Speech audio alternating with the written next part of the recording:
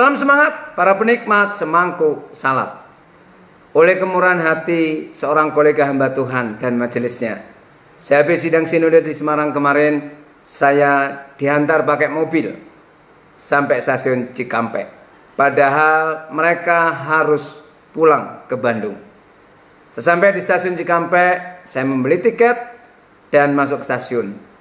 Tetapi saya mesti menunggu kurang lebih 2 jam untuk menunggu kereta yang akan menghantar saya pulang ke Bekasi. Dengan badan yang penat dan letih, ditambah dengan situasi stasiun yang lengang, saya merasa jenuh dan bosan. Tetapi di tengah kejenuhan dan keletihan saya, tiba-tiba saya melihat matahari yang mulai terbenam dan menghadirkan sinar senja yang sangat indah, dan akhirnya saya abadikan dengan kamera di HP saya. Saudara terkasih dalam kasih Tuhan Yesus Kristus, setelah melihat, menikmati kehangatan senja itu, saya merasa damai, dan saya merasa senang, dan saya merasa keletihan dan kelengangan yang saya hadapi berangsur-angsur sirna. Saudara terkasih dalam kasih Tuhan Yesus Kristus, mungkin ini adalah peristiwa sederhana, tapi bagi saya tidak sesederhana itu. Karena rupa-rupanya Tuhan ingin menggembirakan hati saya. Tuhan ingin menolong saya untuk menghadapi kepenatan dan keletihan saya, bahkan kesendirian saya di stasiun Cikampek, dengan menghadirkan senja yang indah.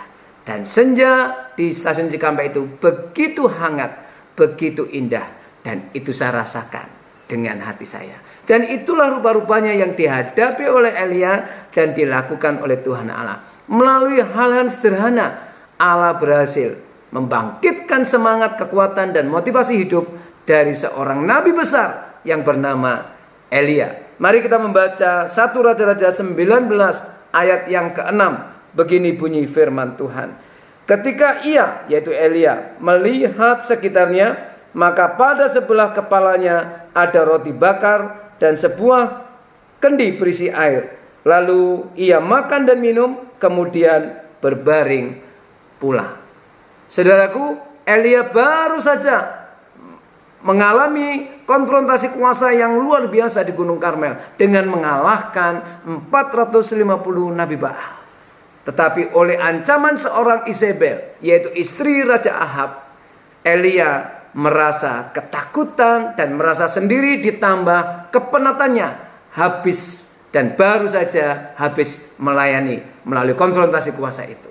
Tetapi Tuhan hadir dengan cara yang sederhana untuk menghibur, menguatkan, menyegarkan kehidupan dan motivasi hidup Elia dengan hanya menyediakan roti bakar dan sekendi air.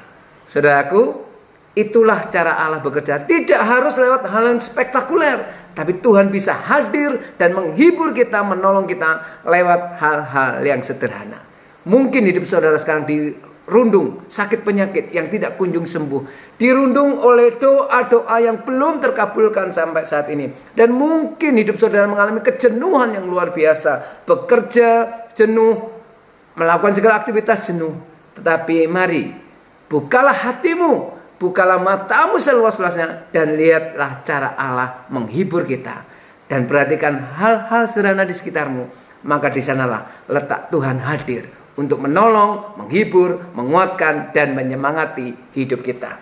Allah bisa hadir di dalam momen-momen sederhana dan lewat hal-hal yang sederhana di sekitar kita. Selamat terus percaya kepada Allah dan selamat menikmati kebersahajaan dalam hidup ini. Tuhan Yesus memberkati.